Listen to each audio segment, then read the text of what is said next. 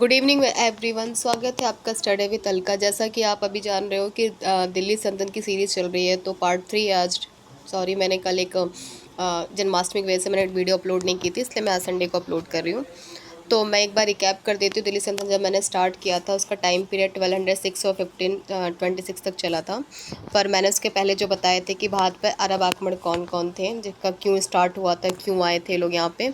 तो 632 में से प्रोफेट मोहम्मद की डेथ हुई, जो एक खलीफा थे। खलीफा का पत्ता 636 में जो स्टैब्लिश हुआ था, जो खलीफा नाम रखा गया था, ठीक है। जो प्रथम खलीफा थे उमर खलीफा थे, जिनका काम क्या था, धार्मिक प्रमुख और राजनीतिक, जो अपने साम्राज्य का एक्सटेंशन करे, मतलब साम्राज्य विस्तार करे। फिर 711 में जो वाजिद अली थे वो भी खलीफा थे। उसके बाद जो ईरान का एरिया था, उसके बाद सुरुल मंसूर हजाद से कैसे उसने मोहम्मद बिन कासिम को 17 वर्षीय था, 712 में श्रीलंका की तरफ भेजा। वहाँ के जो शासक थे दाहिर, उसका अंत किया।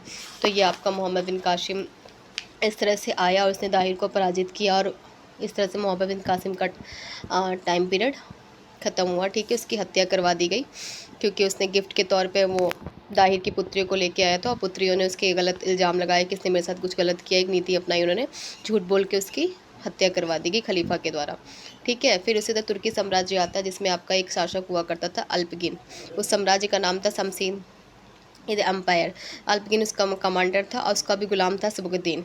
ये दोनों अफगानिस्तान आए और दोनों ने विचार किया कि अब अफगानिस्तान में ही हम तुर्की साम्राज्य की स्थापना किया जाए, ठीक है। और इसके संस्थापक कौन थे तुर्की साम्राज्य के? अल्पगिन, जो कि शमसीद एम्पायर का क्या था, एक गुलाम था, कमांडर जिसे कह सकते हैं आप, ठीक है, कमांडर भी था। और इसके साथ इसकी पुत्री भी है, इसका गुलाम भी है सबुद्दीन, जिसने क्या किया, बाद में अपने गुलाम के साथ ही अपनी दामाद का गुलाम को ही अपना दामाद बना लिया, ठीक है। तो फिर अल्पदीन का शासन 962 से 963 तक साम्राज्य चला। उसके बाद सबुद्दीन शासन चलाया।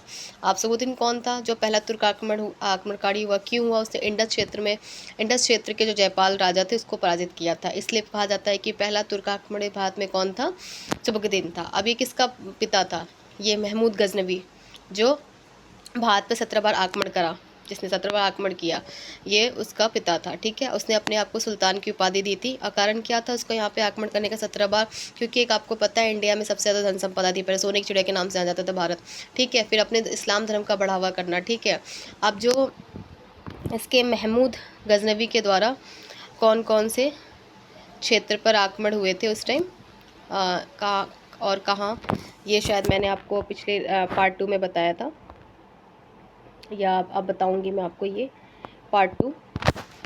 अभी पार्ट 3 में, सॉरी, पार्ट 2 तक तो मैंने आपको सबुद्दीन के तक बताया था। अब पार्ट 3 है आपका।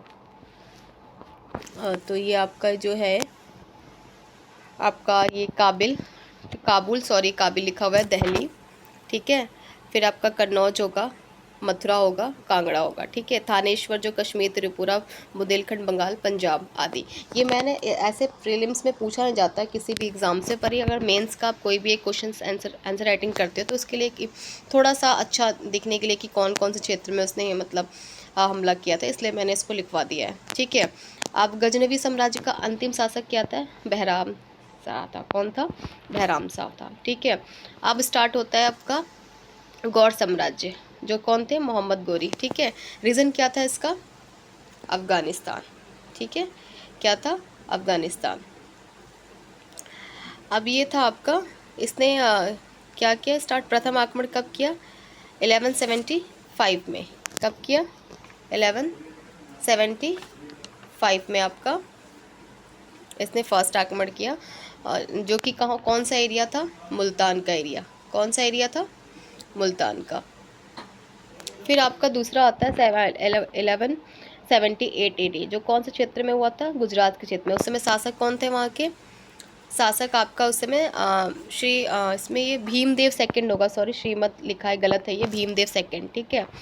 और ये मैंने माता इनकी नायिका देवी, जैसे आपने बाहुबली मूवी देखी होगी, इसमें क्या थे, जो दो भाई होते उनको उस समय जब वो दोनों छोटे थे उनकी माता लेके शासन करती थी, उसी तरह से ये भीमदेव सेकंड की भी माँ थी, माँ का नाम है, उसी तरह से चली चीज़ें। तो मैंने एक एग्जाम्पल के तौर पे आपको एक बाहुबली वाला बताया, ठीक है।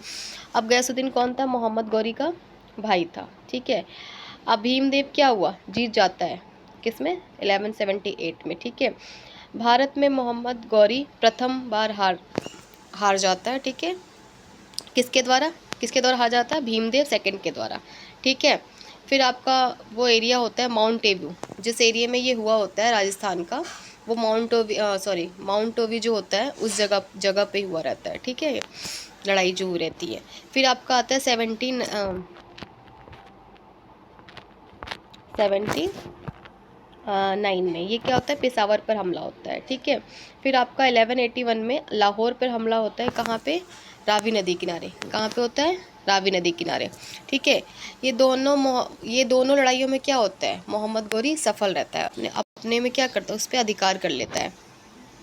क्या कहता है, अधिकार कर लेता है। ठीक है, अब 1189 का आता है। 1189 में जो भटिंडा था, पंजाब का पहले नाम जो तबर हिंद। ठीक है, इसमें भी मोहम्मद गोरी क्या होता है, सफल रहा। कई कई जो चीज़ें लिखी हुई इस मिस्टेक हो रखी है, मोहम्मद गोरी होगा गोटी की जगह। ठीक है, और मोहम्मद गोरी का ही दूसरा नाम क्या है, मोहम्मद बिन साम, मैंने आपको बताया है। ठीक है, और जो ये उसके बाद आपका स्टार्ट होता है 1191 में तराइन का युद्ध। ठीक है, उसमें वर्तमान में तराइन कहाँ पे, हरियाणा क्षेत्र में। कहाँ पे है, हरियाणा क्षेत्र में। ठीक है, अब इसमें क्या होता है, पृथ्वीराज चौहान की जीत होती है। क्या होता है इसमें, जीत होती है। ठीक है, मोहम्मद गोरी इसमें हार जाता है। और इस समय जो मोहम्मद गोरी जिस तरफ से हार जाता है, और इस समय जो पृथ्वीराज चौहान होते हैं उनके साथ उनका जो सेनापति होता है कौन है, गोविंदराज चौहान। ठीक है, सैनिक देखा जाता है। ठीक है, ये होता है। तो जो गोविंदराज चौहान होता है वो सैनिक ने, उसने क्या किया, मोहम्मद गोरी का ठीक है, सैनिक मैं बता दिया वैसे, गोविंदराज चौहान होता है। ठीक है, उसने क्या किया कि मोहम्मद गोरी पे हमला किया, जिस कारण उसका क्या होता है, एक स्टोरी की तरह बताइए, दांत टूट जाता है, इससे उसे गुस्सा आता है वो और मारा जाता, मतलब घायल हो जाता है, जिसके कारण मोहम्मद गोरी क्या वापस चला जाता है घायल होके। ठीक है, इस वजह से वापस चला जाता है, पर इनको नहीं लगता है कि वापस आएगा। वो तो सोचते हैं चंद्रगुप्त पृथ्वीराज चौहान की अब वो चला गया है, और ना ही इनका ये पीछा करते हैं कि चलो दोबारा जाके आप उनकी हत्या कर दो पीछे जाके, ऐसा कुछ भी नहीं होता। ये सोचते हैं कि अभी वापस चला गया, नहीं आएगा, पर ऐसा कुछ नहीं होता। ये दोबारा नीति अपनाता है। दोबारा नीति इसलिए दोबारा ही रीज़न होता है 1192 में तराइन का द्वितीय युद्ध है, जिसमें क्या होता है, पृथ्वीराज चौहान की हार होती है। ठीक है, क्या होता है, हार होती है ऐसे करके। तो ये इस समय हार होती है, कहा जाता है ऐसा कहा जाता है कि जो पृथ्वी चंद्रबाई रासो करके जो ये बुक है, एक उनके दरबारी कवि हुआ करते थे, क्या कहते हैं, चंद्रबाई, जिन्होंने किताब लिखी थी पृथ्वीराज रासो की, तो लिखी थी, उसमें लिखा था कि मोहम्मद गोरी उनको गजनी लेकर चला गया। ठीक है, तो उसके बाद ऐसा पता चला कि वो उसको कुछ मतलब वहाँ जाके कुछ सजा वजा देंगे ऐसे। तो क्या करते हैं कि जो चंद्रबाई जो होते हैं कि कवि, वो गजनी जाते हैं, और वहाँ जाके वो उनके रूलर से कहते हैं, मोहम्मद गोरी से, कि हमारे जो शासक है उनको हमारे जो शासक है उनको वो शब्द भेदी बाढ़ चलाने आता है। तो कहता है ऐसा तो हो ही नहीं सकता कि शब्द भेदी बाढ़ चलाए। तो उन्होंने एक बहुत सुंदर एक लाइन लिखी है कि अगर वैसे तो ये चीज़ें मेंशन नहीं होती है, फिर भी वो बोलते हैं, तो वो जैसे जैसे वो कभी अपनी चौपाई को पढ़ते हैं, उसके अकॉर्डिंग क्या पृथ्वीराज चौहान तीर चलाते हैं और सीधे जाके मोहम्मद गोरी को लग जाती है। ऐसे उनकी किताबों में लिखा है। कई कई राइटरों ने अपने मतभेद दिए हैं कि ऐसा नहीं हुआ है, पर चंद्रबाई की एक लौती किताब है जो पृथ्वीराज आसू, उसमें ही लिखा गया है कि हाँ, उनको शब्दभेदी, मोहम्मद गोरी की जो हत्या शब्दभेदी वार से चलाई गई थी।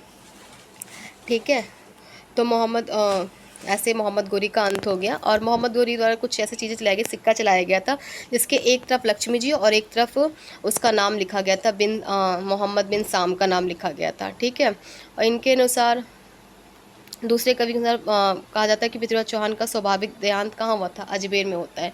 अलग अलग कवियों ने अलग अलग मतभेद दिए हैं। तो इस तरह से मोहम्मद गोरी का भी अंत होता है। अब मैं कल वाले पार्ट में आपका दिल्ली संत स्टार्ट करूँगी, जिसमें मैं बताऊँगी गुलाम वंश, खिलजी वंश और आपका तुगलक वंश, सैयद वंश, लोधी वंश कैसे उनकी चीज़ें हुई हैं। तो आई होप आपको ये चीज़ें पसंद आ रही होंगी मेरी एक स्टोरी की तरह। अगर आपको अच्छा लगे तो प्लीज़ आप लोग लाइक एंड सब्सक्राइब करिए, और प्लीज़ कमेंट करके बताइए अगर मेरी कुछ कमियाँ हैं, मैं इसको भी दूर करूँगी। धीरे धीरे मैं कोशिश कर रही हूँ कि अपनी जो भी चीज़ें हैं उसको एक्सप्लेन करने में थोड़ी और अच्छे से एक्सप्लेन कर पाऊँ। पर अगर आपको लगता है इसमें कुछ कमी है तो प्लीज़ आप लोग कमेंट करके बताइए। ठीक है, धन्यवाद।